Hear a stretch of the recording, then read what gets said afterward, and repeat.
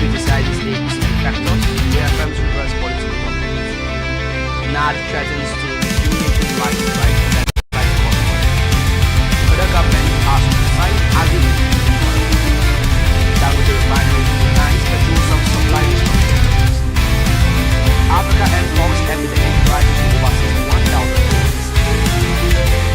Marcus Hill beats Crystal Palace 2-1. TikTok star Pella vows never to marry a Nigerian.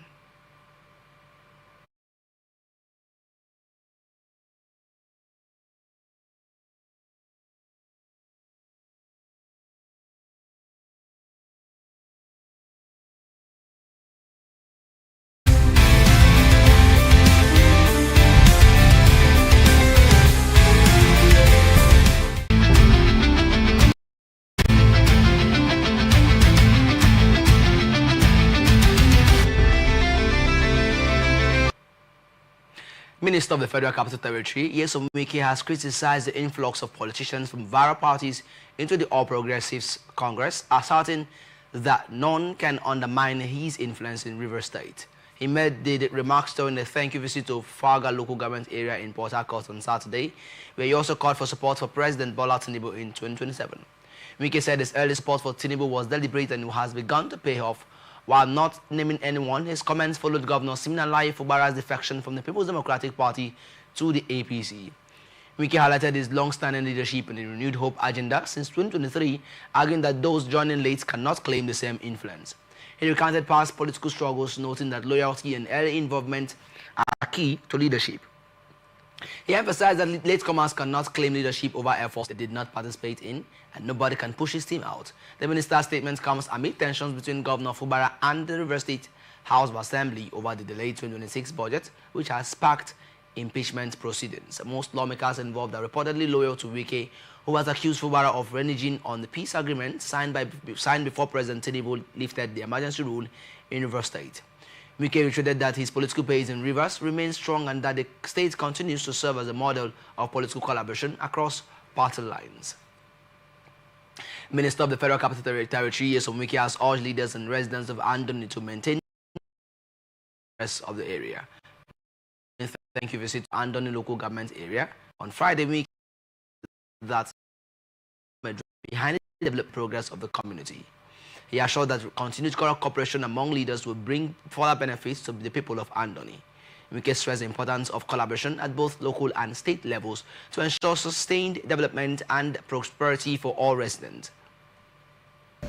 We are here to thank you, the people of Andoni, the Obono people, the people who are not ungrateful, the people who appreciate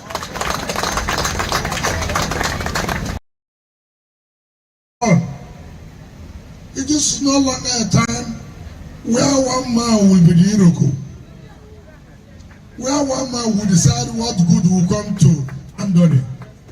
By the special grace of God, by the unity of the leaders, more will come to Andoni.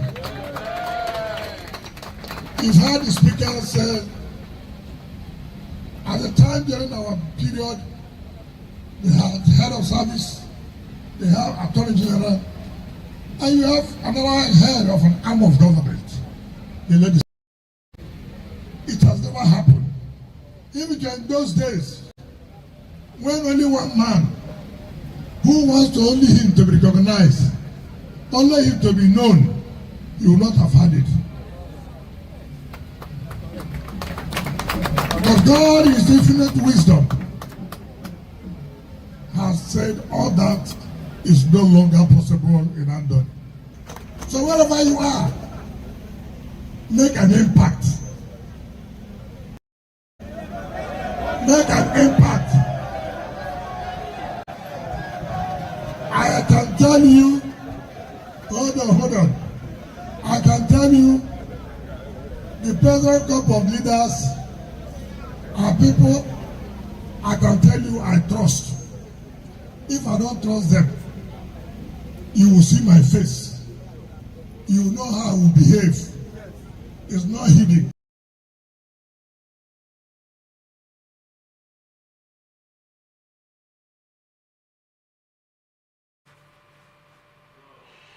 The minister said that politicians in the state were united on the Renewed Hope family tagged Rainbow Coalition to ensure the re-election of President Bola Tinubu for a second term. To continue to play that role he played in 2023, my very sure will continue to support Ahmed Bola Tinubu. There's no negotiation about that.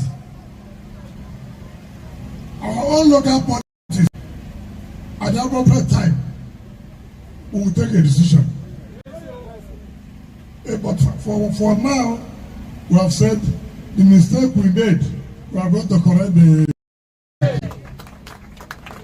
So when you see a chairman of council, you see the former speaker, you see the former attorney general, you see Rufus Godwin, you see Ofik, you see Awotu, you see the two-party chairman of APC and PDP. Any language they speak, know that that's the language I speak. Because it's very key. And let me say that earlier efforts coming out to receive me for a short notice as I was coming to thank you. If I don't come to thank you, that shows I don't appreciate you. When somebody does good to you, you come back and thank him, he will do more for you. Well, you say that you're somebody who appreciates you. Because I don't know how I will come back here to tell you to do something for me when the one you did, I've not appreciated it. So we don't take your support for granted. We must continue to thank you. And I will say Happy New Year to all of you. Happy New Year to all of you. This year will be better than last year. I said this year will be better than last year. You will see. Rivers State government has announced a statewide graduate job fair scheduled for January 22, 2026 aimed at reducing youth unemployment and stimulating economic growth. Dr. Chisom Kenneth Gbali, Commissioner for Employment and Empowerment Generation, said the fair will offer graduates access to immediate employment, internships, and vocational training. The ministry has partnered with the Nigeria Employers Consultative Association and more than 80 diverse opportunities. The initiative will follow the quadruple helix model, encouraging collaboration between the government, private sector, academia, and civic education. Complementary training programs will focus on sectors with high demand, including oil and gas, maritime, artificial intelligence, and ICT. Dr. Bali assured participants of a transparent and inclusive recruitment process, noting that the initiative reflects Governor Fubara's commitment to youth empowerment, economic development, and sustaining investor confidence in Rivers State. Lagos State Environmental Task Force has arrested 56 suspects during an overnight cleanup enforcement operation in the state's mainland area. The development was shared on X on Saturday by the Commissioner for the Ministry of the Environment and Water Resources, Tokumbo Wahab. The operation began around 12:20 a.m. on January 10, 2026, targeting Akowonjo Road near Shale bus stop. Wahab explained that the task force observed widespread violations, including illegal beer parlors, drug peddling, and other criminal activities. Chairs, tables, and items obstructing traffic were seized, and the area was cleared of environmental law violations. All 56 suspects arrested during the operation are expected to be arraigned in court soon. The commissioner noted that the cleanup forms part of the task force's ongoing enforcement efforts across Lagos State.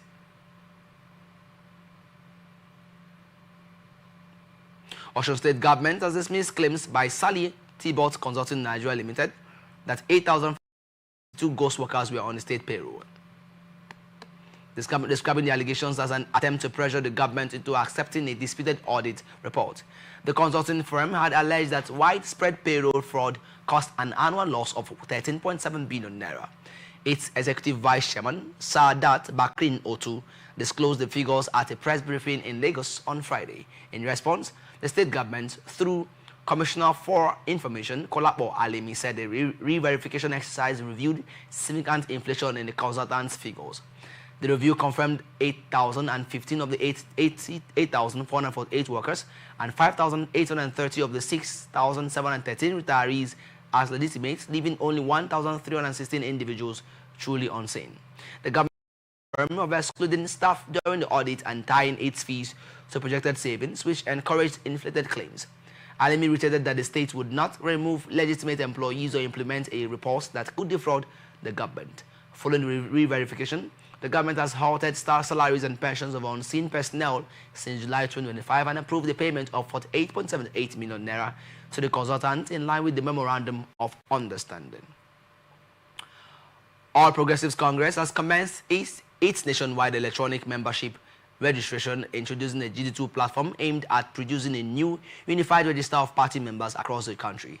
In Benue State, preparations for the statewide rollout are in top gear, with the official flag-off scheduled for Monday, January 12, 2026. Governor High Yomem Alia will lead the exercise as the first to be enrolled at his polling unit in Mbago Mbandede Council Ward, Van Deka local government area. The event is slated for 10 a.m. Party officials expected at the flag-off include members of the State Caretaker Committee, e-registration coordinators, chairman of the 23 local government chapters, head pointsmen, Zone A supervisors, and all ward registration agents from Van Deka. Governor Alia's appointees from Van Deka, KUNAF, APC stakeholders, and local support groups have also been invited to witness the launch. The APC urged all party elders, government officials, and members, both new and existing, to report to their respective wards for registration or liaise with their designated ward agents. The party stated that the national identification number and voters identification card, number, are compulsory for the registration process. According to the party, the exercise will run until the end of January and only verified registered members will be eligible to participate in the upcoming APC Congress.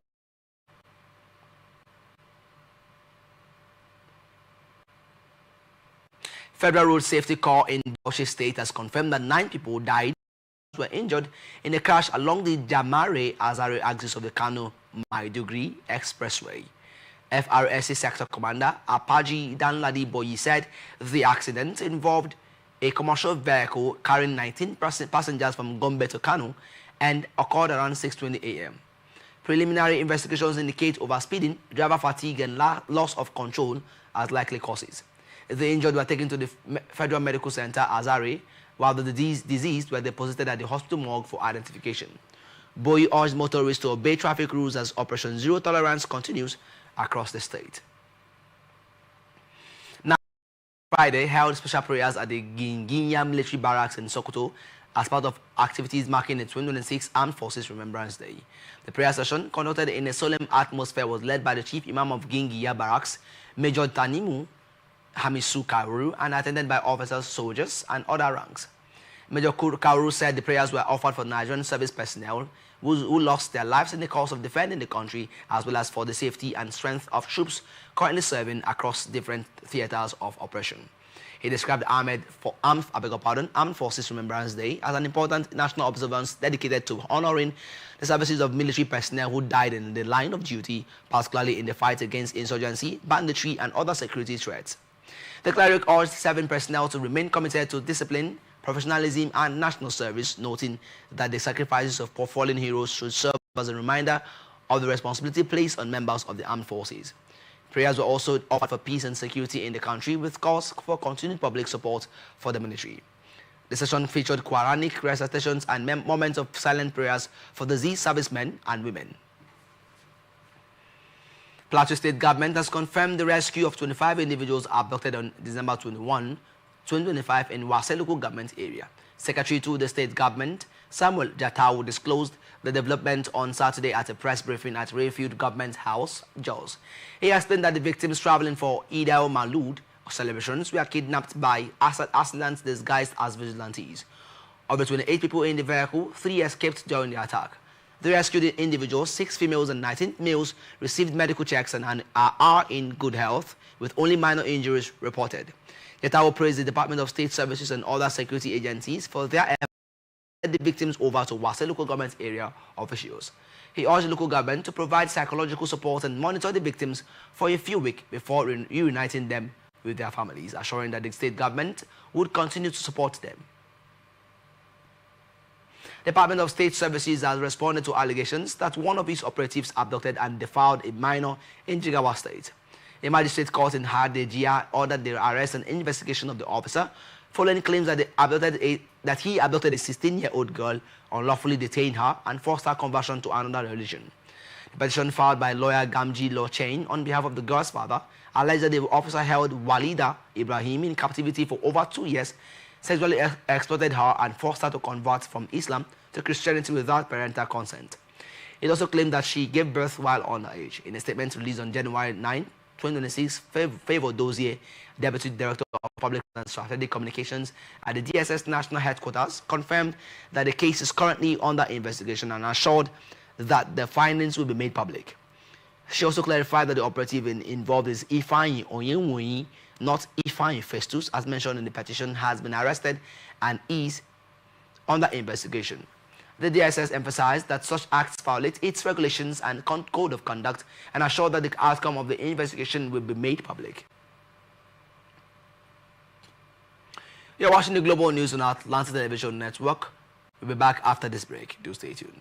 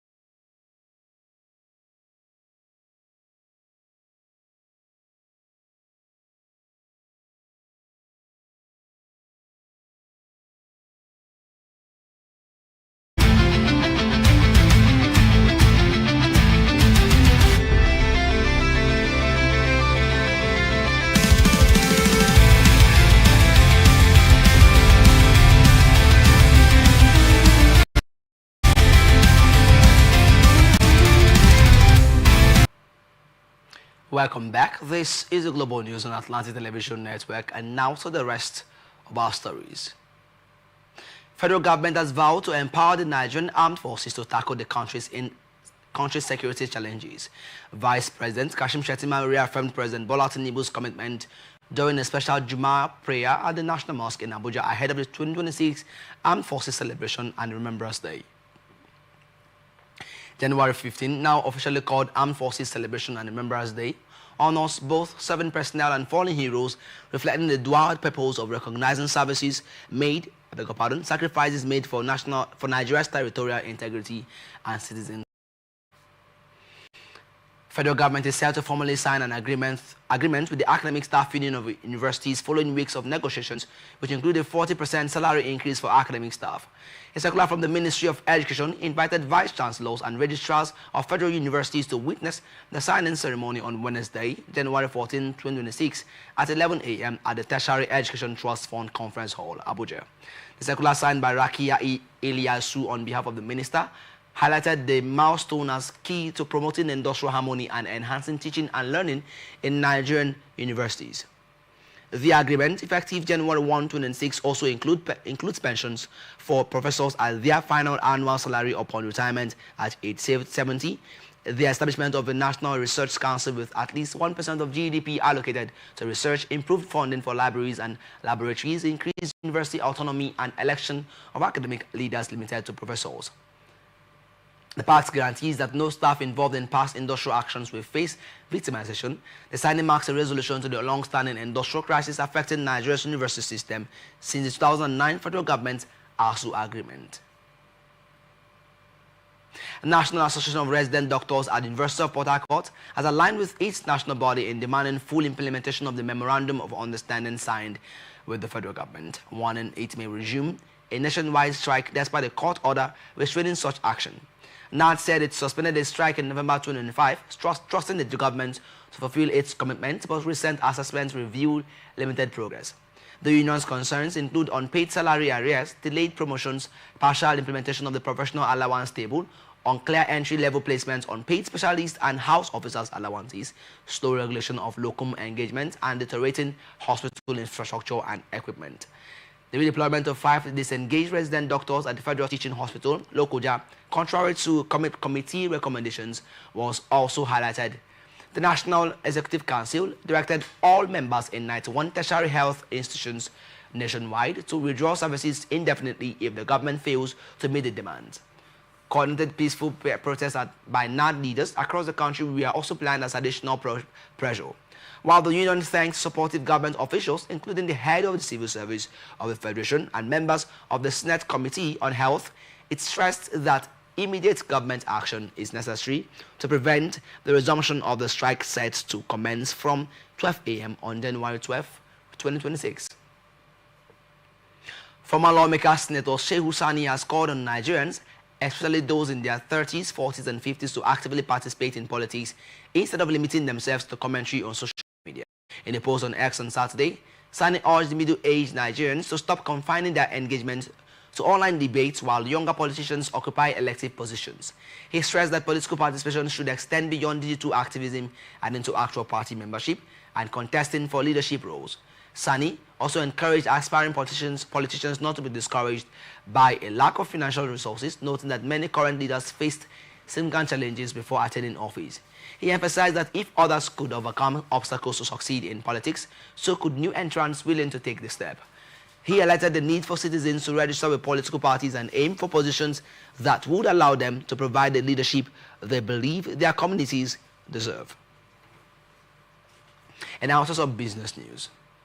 Taiwo Oye, the late chairman of the Presidential Fiscal Policy and Tax Reforms Committee, has clarified that Nigeria's new tax laws were deliberately designed and not full of errors as claimed by KPMG Nigeria. He said many of the issues raised were either taken out of context or reflected with disagreement with rather than real mistakes. He explained that about 99% of investors will enjoy full exemption on share transactions, easing fears of stock market disruption.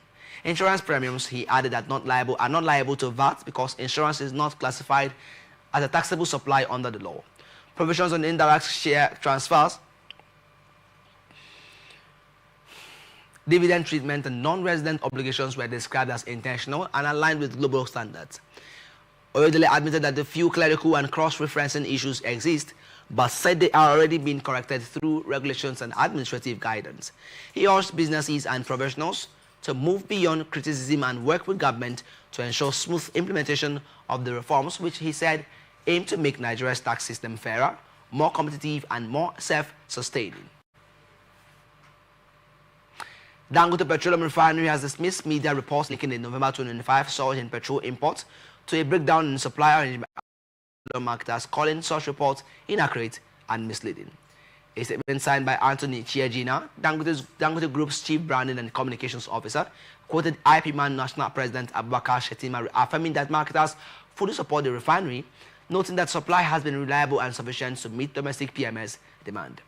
The refinery claimed that no supply agreement had collapsed. Supply to marketers began in October 2025 with 600 million liters of PMS, later increased to 900 million liters in November and further expanded to 1.5 billion liters in December. To broaden participation, Dangote Refinery reduced minimum purchase volumes from 2 million liters to 250,000 liters and introduced a 10-day credit facility backed by bank guarantees. These initiatives aim to support small and medium-sized operators, reduce reliance on imports, and enhance competitive retail pricing, with locally refined PMS priced significantly lower than imported alternatives. The refinery also explained that the surge in November imports was due to import licensing decisions by DPRA leadership unrelated to Dangote's operational capacity or supply commitments. Dangote Refinery reaffirmed its commitment to reliable supply, market transparency, and collaboration with regulators and stakeholders to strengthen Nigeria's domestic refining, conserve foreign exchange, moderate fuel prices, and enhance long-term energy security. You're still watching the news on Atlantic Television Network. Up next is international tidbits. Africa has reported more than 61,383 Mpox cases and 296 deaths across 32 countries since early 2024 as continent-wide efforts to develop effective treatments gain momentum. The Africa Centers for Disease Control and Prevention disclosed the figures in a statement on Saturday in Abuja. The announcement followed a collaboration agreement between Emergent Biosolutions and the Pandemic Preparedness Platform for Health and Emerging Infections Response to provide additional funding for the Africa CDC-led MOSA study. Launched in 2024, the MOSA initiative is a double-blind platform adaptive clinical trial evaluating potential treatment options for Mpox patients across multiple African countries. Director General of Africa CDC, Dr. Jean Kaseya, described the study as a critical step towards strengthening Africa's capacity to respond to emerging and re-emerging public health threats. An independent data and safety monitoring board reviewed initial safety data from the first 50 patients in December 2025 and recommended continuation of the trial, noting no safety concerns. Dr. Simon Lowry, Chief Medical Officer at Emergent Biosolutions, and said the company was proud to support the trial and remained committed to collaborating with research partners to address global health threats. The study, initially funded by the European Union and Africa CDC, has primarily focused on the Democratic Republic of the Congo, one of the hardest hit countries, with plans to expand to Uganda and other nations. Africa CDC noted that both major Mpox clades, clade 1, endemic to Central Africa, and clade 2, prevalent in West Africa, are present across the continent, along with subclades LA, IB, ILA, and IIB. Health experts emphasize that the MOSA trial is particularly significant as no dedicated antiviral therapy currently exists for Mpox, highlighting the importance of Africa-led clinical research in improving treatment and pandemic preparedness. Fresh protests erupted across Minneapolis and other U.S. cities following a fatal shooting of a 7-year-old an ICE agent on January 7, 2026.